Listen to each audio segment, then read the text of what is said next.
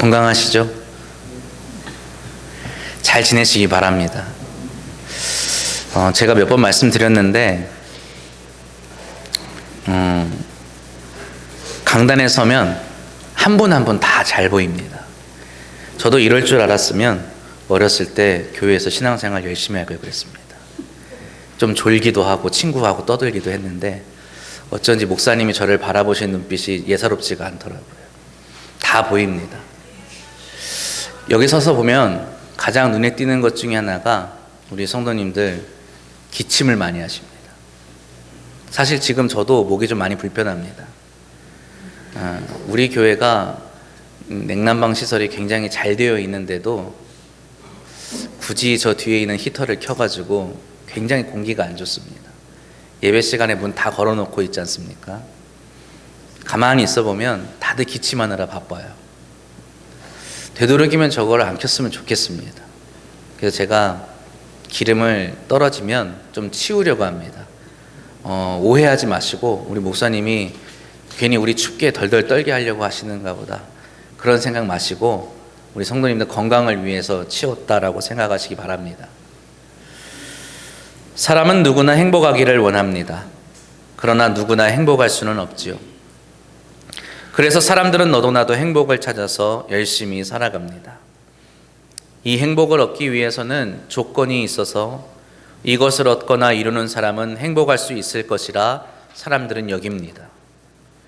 우리의 옛 선조들도 이 행복의 조건에 대해서 고심이 많았던 것 같습니다. 요즘에는 잘 안 읽죠. 사서삼경이라는 그 책 중에 서경이라는 책이 있습니다. 이 책에는 5가지 복에 대해서 말합니다. 장수하는 것, 부자가 되는 것, 건강한 것, 선행을 해서 덕을 쌓는 것, 그리고 편안하게 죽음을 맞이하는 것이 기록되어 있습니다.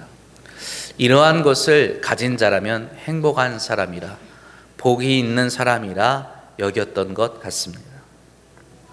그러나 오래 산다 하여도 행복하지 않을 수 있죠. 부자가 되어도 건강해도 아무리 선행을 아무리 하여도 행복하지 않을 수가 있습니다. 물론 앞에서 나열한 이러한 복들 가지고 있는 사람은 행복함을 느낄 가능성이 높겠지요. 그러나 그것이 절대적인 조건은 아닙니다. 이러한 것을 가지고 누린다 하여도 반드시 무조건 행복한 것은 아닐 것입니다. 각 나라마다 나라에 거주하고 있는 모든 국민들이 얼마만큼 행복을 느끼고 있는지를 조사해서 수치를 발표하는 것이 있습니다. 국민 총행복지수라는 것인데요. 이것을 점수로 환산해서 이렇게 순위를 항상 발표한다고 하죠. 이 국민 총행복지수는 언제 어디서부터 시작했을까요? 잘 사는 나라에서 했을 것 같지 않습니까? 사실 국민 총행복지수라는 개념은 1970년대 부탄이라는 나라에서 만든 개념이라고 합니다. 부탄 들어보셨습니까? 저는 들어보는 봤는데 정확히 어디쯤에 있는 나라인지는 잘 모르는 것 같습니다. 부탄이라는 나라는 세계적으로도 가장 가난한 나라 중에 속하는 나라입니다. 그럼에도 불구하고 그곳의 국민들은 자신들이 행복한 삶을 누리고 있다고 생각한다고 하죠. 그래서 행복 지수가 세계에서 가장 높은 나라 중 한 군데로 측정이 되곤 합니다. 이를 계기로 행복 지수라는 것이 여러 나라들에게 관심을 얻게 되어서 각 나라마다 소득이나 지출이 아닌 인간의 삶의 질과 관련된 여러 가지 가치들을 조사해서 실제 그것들이 삶에 어떠한 영향을 미치고 그러한 것들을 영향받는 사람들이 어떠한 삶을 살아가고 있는지를 연구를 거듭해 왔습니다. 2012년 유엔의 행복 보고서를 시작으로 우리나라가 속한 이 OECD에서도 이 행복 지수를 끊임없이 조사해서 순위를 발표하고 있죠. 많이 들어보셨을 겁니다. 뉴스를 통해서도 많이 접해 보셨을 텐데 이 행복 지수가 가장 높은 나라는 어디일까요? 한번 들어보셨습니다. 들어보면 아 맞아 거기지라고 할 겁니다. 핀란드입니다. 아마 뉴스를 통해서 접해보셨을 거예요. 핀란드는 지금 이 행복지수가 가장 높은 나라로 6년, 7년째 1위로 꼽혀오고 있습니다. 핀란드는 우리보다 한 국토 면적이 한 3배 정도 큰데 오히려 인구는 우리나라보다 10분의 1밖에 안 됩니다. 핀란드의 국내 총생산은 우리나라의 10분의 1에서 조금 넘는 정도니까 우리나라보다 여러모로 부유한 나라는 아니겠지요. 그럼에도 불구하고 이 나라는 OECD 가입국 60개 나라 중에서 행복지수가 가장 높은 나라로 매번 선정이 됩니다. 그에 반해 우리나라는 60개 나라 중에서 뒤에서 5손가락 안에 든다고 하죠. 2023년 조사에 따르면 우리나라가 60개 나라 중에서 57등 했다고 합니다. 우리나라는 경제적인 규모는 세계에서 몇 번째일까요? 10번째입니다. 10번째. 이 조그만 나라가 세계에서 10번째로 부자 나라라고 합니다. 하지만 행복에 관해서만큼은 개발도상국에도 못 미치는 후진국 수준에 머물러 있는 것이 우리의 현실입니다. 이러한 관점에서 본다면 오래 살고 부자가 되는 것, 건강한 것들이 또 편안한 노후가 우리에게 행복을 가져다 주는 것이 아니라는 것이 분명해집니다. 우리는 분명한 건 우리는 예전보다 오래 삽니다. 예전보다 부유해졌죠. 예전보다 건강한 삶을 누리고 편안한 노후를 보내고 있습니다.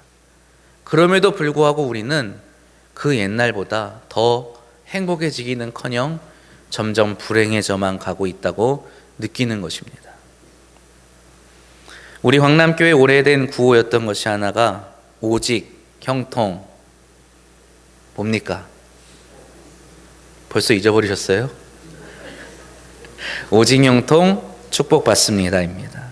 지금도 우리 교회 문에 오직 선교 축복받습니다라는 문구가 쓰여 있습니다. 형통과 축복을 말하기 전에 선교와 축복을 먼저 말했던 것 같죠. 우리 교회는 축복받는 데 대단히 관심이 많은 것 같습니다. 그래서 그런지 몰라도 우리 교회 성도님들이 복을 참 많이 받으신 것 같습니다. 그런데 한번 생각해 볼 것이 있습니다. 형통을 누구에게서 받습니까? 한번 대답해 보세요.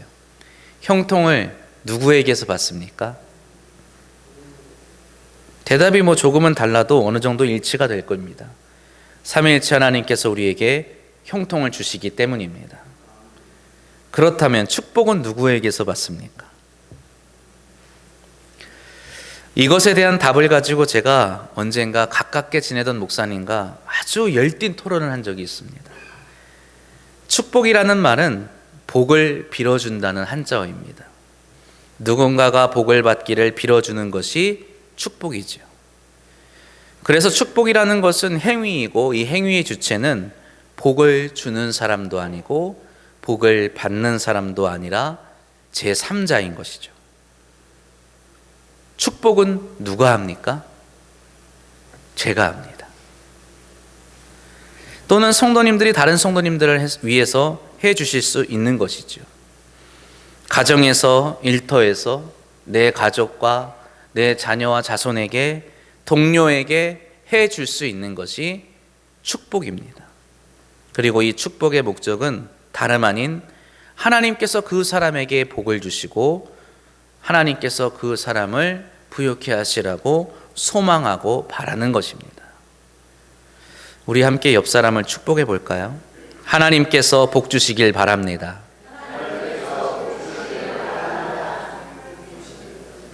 예, 축복 받습니다가 아니고 축복해 주는 겁니다.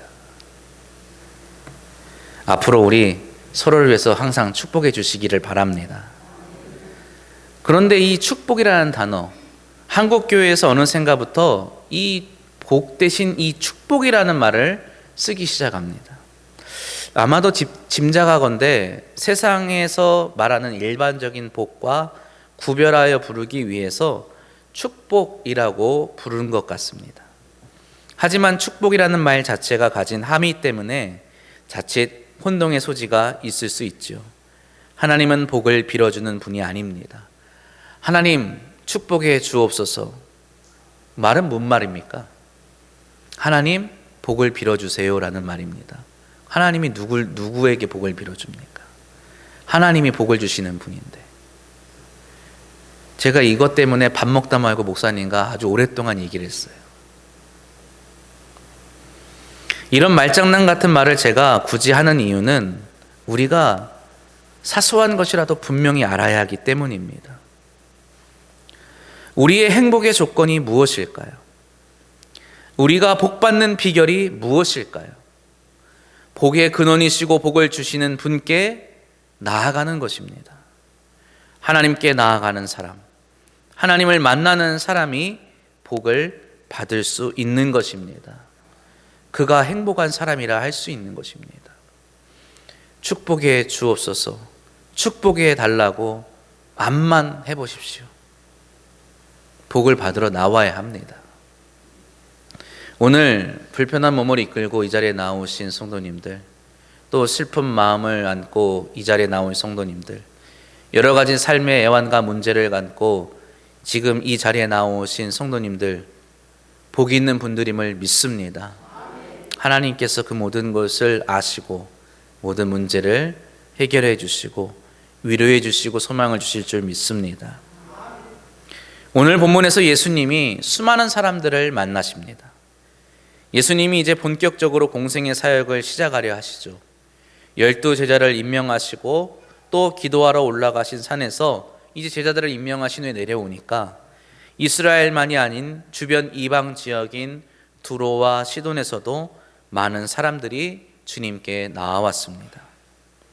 이때 주님께서는 병든 사람, 귀신 들린 사람, 고난받는 사람들을 고쳐주시고 난 뒤에 그곳에 모여있는 수많은 사람들을 향하여서, 그리고 누구보다 가까이에서 주님 곁을 지키고 있는 제자들을 향하여서 말씀하십니다.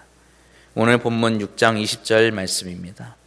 예수께서 눈을 들어 제자들을 보시고 이르시되 함께 봉독합니다. 너희 가난한 자는 복이 있나니 하나님의 나라가 너희 것임이요. 아멘. 예수님은 가난하여서 복이 있다고 말씀하십니다. 그리고 뒤이어서 예수님께서는 배고프기 때문에 복이 있다고 말씀하시죠. 마태복음에서는 심령이 가난하다, 의에 줄이고 목마르다 이렇게 말씀하지만 오늘 본문에서 누가는 노골적으로 가난해서 배고파서 이렇게 적어놓고 있습니다. 말 그대로 이것은 경제적으로 물질적으로 궁핍한 사람을 가리키는 표현이지요. 예수님의 복에 대한 관점은 우리의 것과는 또 세상의 것과는 대단히 다르다는 것을 알 수 있습니다. 가난한 사람이 복이 있고 굶주린 사람이 복이 있고 우는 사람이 복이 있고 핍박을 당하고 버림당할 때 복이 있다고 말씀하시기 때문입니다. 우리가 좀 전에 축복한 것처럼 다시 한번 축복해 보겠습니다. 가난해지십시오. 눈물 흘릴 일이 많아지시길 바랍니다. 당신이 핍박당하고 버림받았으면 좋겠습니다. 용서하십시오. 조금 언짢아도 참으시기 바랍니다. 그럴 리 없겠지만 제가 지금 드린 말씀을 너무 심각하게 받으셔가지고 이 교회는 이제 나오면 안 되겠다 이런 생각하지 않으셨으면 좋겠습니다. 우리가 지금 예수님의 말씀을 듣고 그대로 한번 해봤는데 선뜻 할 수 있습니까? 제가 분명히 지금 해보자고 했는데 한 분도 안 계세요. 우리 송현주 권사님이 하시려고 하다가 우리 22살 얼굴 딱 뵙고 미안한 마음에 차마 할 수 없다 이런 표정으로 고개를 떨구시더라고요. 하지만 예수님의 가르침을 통해서 우리가 복을 받으려면 가난해지고 배고픔을 겪어야 하고 핍박과 고난을 당해야 하는 것 아닐까요? 예수님의 이 말씀을 우리는 어떻게 이해하면 좋을까요? 신앙인의 삶의 복과 관련한 고민, 또 역설은 지금 이 시간 다 말할 수 없을 만큼 다양하고 방대하지요. 누구나 건강하고 싶지만 그래서 예수 앞에 나왔는데 나는 건강해질 생각은 없고 항상 병에 걸려 또 몸이 아파서 골골댑니다. 예수 믿으면 복 받는다고 하는데 우리 집의 가세는 도대체 기울어지고 나서 다시 일어설 생각이 없는 것 같죠. 매 날마다 문제 있는 일들이 사방 곳곳에서 터집니다. 왜 이런 일을 성도, 내가 겪어야만 할까요? 이런 말들을 하기에는 시간이 너무나 모자랍니다. 그래서 이 시간에는 요점만 살펴보겠습니다. 우리가 집중해서 보아야 하는 것, 오늘 이 본문 말씀을 이해하기 위해서 좋은 안내자가 되어주는 구절이 있습니다. 바로 누가복음 16장 19절 이하에 나오는 부자와 나사로의 이야기입니다. 예수님께서 제자들에게 한 비유를 말씀하시는데 한 명의 부자와 한 명의 거지에 관한 이야기입니다. 이 이야기의 시작은 이렇게 나오죠. 우리 함께 읽어볼까요? 한 부자가 있어 자색 옷과 고운 베옷을 입고 날마다 호화롭게 즐기더라. 그런데 나사로라 이름하는 한 거지가 헌데투성이로 그의 대문 앞에 버려진 채 그 부자의 상에서 떨어지는 것으로 배불리려 하매 심지어 개들이 와서 그 헌데를 핥더라. 아멘. 우리가 눈여겨보아야 할 곳은 20절에 나사로라 이름하는 한 사람이 나오는데 예수님께서 그 나사로를 어떻게 소개하시느냐? 한 거지가 있다, 이렇게 소개하시죠. 여기서 거지라는 단어로 번역된 헬라어 푸토코스라는 단어는 오늘 우리가 읽은 본문 말씀에 가난한 자라고 번역된 푸토코이와 같은 단어입니다. 단수와 복수의 차이만 있을 뿐이에요. 나사로는 한 사람이기 때문에 단수로 푸토코스라고 불렀고, 예수님 앞에 수많은 가난한 사람들이 있었기 때문에 오늘 본문에서는 복수형인 푸토코이라고 부르신 것이죠. 이 사람들, 지금 우리가 읽은 본문 말씀에서 예수님이 마주하고 있는, 예수님께 나온 많은 사람들, 이 사람들이 어떠한 사람들이라고요? 예수님께서는 성경은 아주 고상하게 말했지만 예수님은 너희 거지들아, 이렇게 말한 거예요. 거지들아. 먹고 마시고 입고 살아가는 모든 것이 누군가가 도와주지 않고서는 하루도 버틸 수 없는 사람들, 한 끼도 연명할 수 없는 그런 절대적으로 빈곤한 사람들이 푸토코이, 우리말로 거지들인 거죠. 부자의 상에서 자칫 이 부스럭이라도 떨어지지 않는다고 한다면, 누군가 그들에게 먹을 것을 이렇게 던져주지 않는다고 한다면 어떻습니까? 나사로처럼 꼼짝없이 죽음을 맞이하는 것이죠. 그런데 예수님은 이러한 거지가 복이 있다고 말씀하시는 거예요. 나사로의 이야기에서 이 나사로를 한번 눈여겨보면 우리는 그가 복을 받을 만한 어떠한 행동도 하지 않는다는 것을 알 수 있습니다. 부자와 나사로의 이야기에서 나사로는 하나님을 신실히 따랐다는 말도 없고 그가 날마다 선행을 했다는 말도 없습니다. 심지어 입으로라도 무언가를 고백했다고 예수님이 말씀하시지도 않습니다. 그냥 빌어먹다가 죽었다는 거예요. 예수님은 그저 나사로를 표현하는데 한 단어, 이 거지라는 표현만 사용하신 것입니다. 그렇다면 왜 거지 나사로는 죽어서 아브라함의 품에 들어갈 수 있었을까요? 당연하게도 예수님의 말씀에 답이 있습니다. 그가 아브라함의 품에, 하나님 나라에 들어간 이유는 그가 거지로 살았기 때문입니다. 지금까지 이야기를 들어도 굉장히 마음이 불편하실 겁니다. 왜요? 나는 거지가 아니기 때문이죠. 이 거지는 누군가의 도움으로 살아가는 사람입니다. 그래서 나사로는 늘 도움을 구하며 살아갔을 것입니다. 안타깝게도 그가 상처를 입은 데가 고름이 터지면 사람도 도와주지 않아서 개들이 핥아줬다고 합니다. 하지만 나사로는 이러한 사람들, 부자, 개들의 도움만 받으며 산 것이 아니라 하나님께도 도움을 받으며 살아갔을 것입니다. 예수님은 아마 그것을 말씀하신 것 같아요. 복음서에서 예수님을 만나러 오는 사람들의 이야기를 살펴보면 그들은 하나같이 예수님께 도움을 구합니다. 다윗의 자손 예수여, 나를 불쌍히 여기소서. 할 수만 있으면 내 아이를 구원하여 주소서. 그들의 문제는 다양합니다. 그들의 문제를 해결하시는 예수님의 방법도 그만큼 다양하죠. 그러나 동일한 것은 그들 모두가 예수님께 도움을 구하며 찾아왔다는 것이고, 예수님은 그들의 요청을 거절하지 않으셨다는 것입니다. 그러나 부자는 어떻습니까? 서기관과 바리새인들은 어떻습니까? 그들은 자신들에게 해결해야 할 문제가 있다고 느끼지 않았어요. 자신들은 부족한 것이 없다고 생각한 것입니다. 그래서 그들은 세례 요한의 곁에 서 있으면서도 회개를 하는 것이 아니라 구경을 하였습니다. 그들은 예수님의 곁에 서 있으면서도 예수님께 도움을 요청한 것이 아니라 자신의 집으로 와서 진수성찬으로 식사할 것을 요청하였죠. 누군가는 예수님께 나와 도움을 구합니다. 그러나 누군가는 예수님께 나와 자신이 가진 것을 자랑합니다. 도움을 구하는 사람들은 하나같이 가난하고 궁핍하고 배고프고 병들었고 귀신 들렸으며 고난당하는 사람들이었습니다.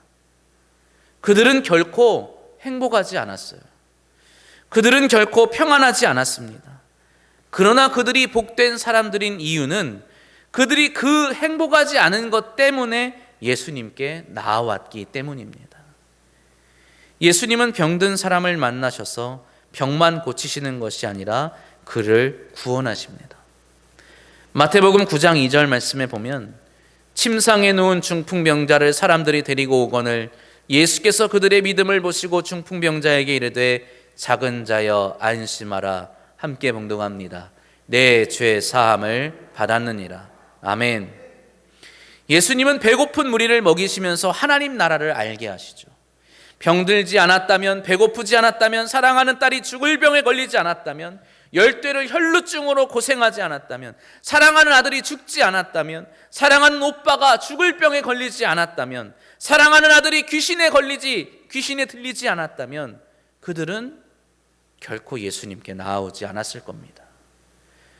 그들은 예수님께 도움을 요청하지 않았을 거예요. 아무 문제 없이 그렇게 살았을 것입니다. 그들은 예수님을 만나지 않았을 것입니다. 결국 주님께서 복이라고 하신 이유는 이러한 사람들이 하나님의 구원을 경험할 수 있기 때문입니다.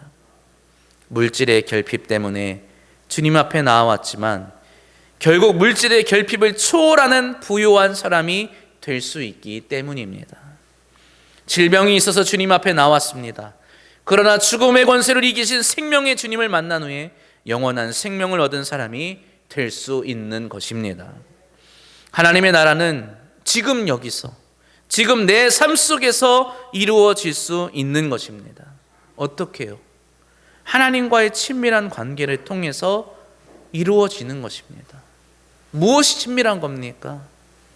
부모와 자식 간에 어떻게 친밀하게 관계를 맺습니까? 우리가 집에 들어가면 어떻게 합니까?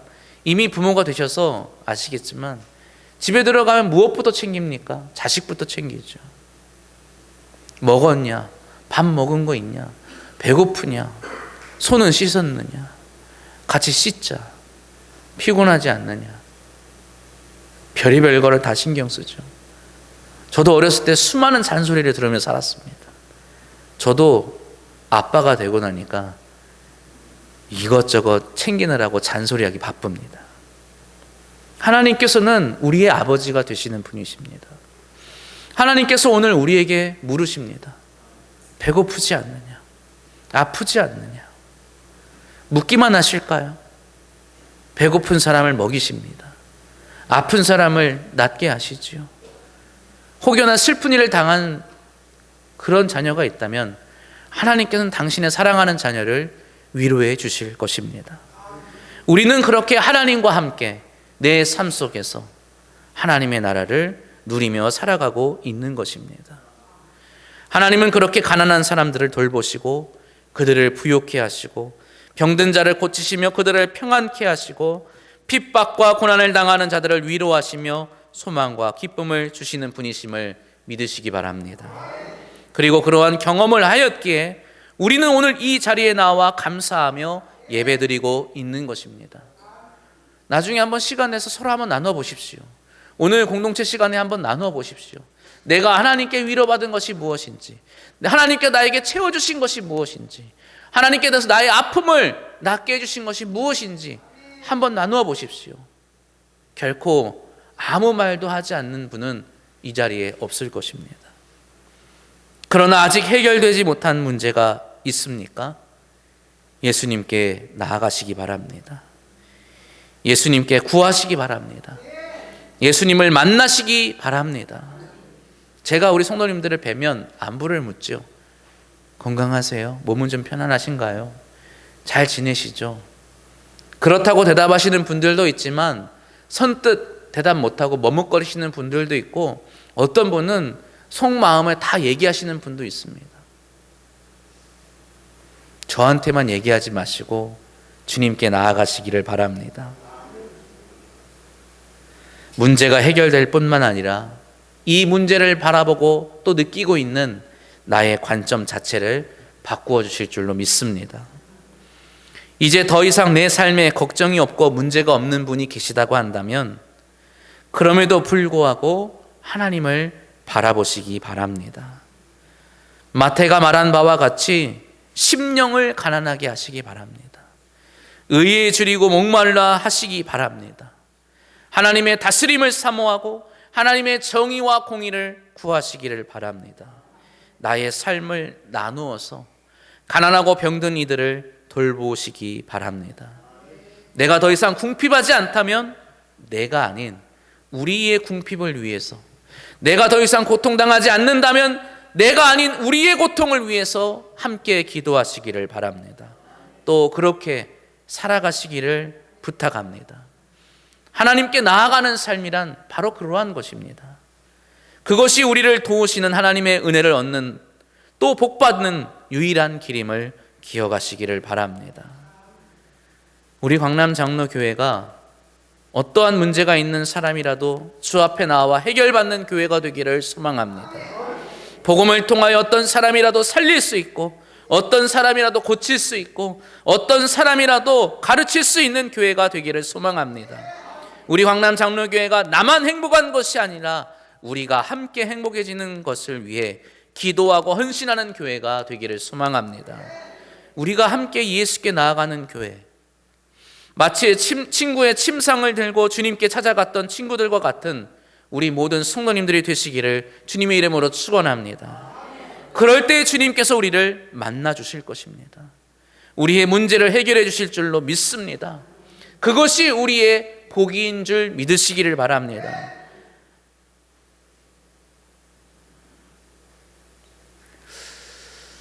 지금 이 시간 설교를 하고 있음에도 마음이 조금 무겁습니다. 아침 일찍 그 전에 목회하던 곳에 권사님 한 분이 소천하셨다는 소식을 들었습니다. 그 권사님은 거의 평생을 병을 달고 사셨어요. 시골 교회가 굉장히 한가합니다. 할 일이 많이 없어요. 근데 제가 하는 바쁜 일 중에 하나가 그 권사님 찾아가서 기도해 드리는 겁니다. 평생을 그렇게 아픈 몸을 가지고 그렇게 지내셨지만 그분의 마음속에는 항상 하나님의 나라가 있었습니다. 이 병든 자신을 하나님이 외면하지 않으실 거라고, 이 부족한 자신을 하나님이 가장 사랑해 주실 것이라고, 그리고 당신이 결국 이 땅을 떠날 때에 하나님께서 맞아주실 거라고 항상 소망을 품고 살아가셨습니다. 우리의 삶의 모습은 다양하죠. 우리의 삶의 마지막은 다 다양합니다. 그리고 누구나 마지막을 맞이할 수밖에 없습니다. 그러나 하나님이 우리와 함께 하심을 믿으시기를 바랍니다.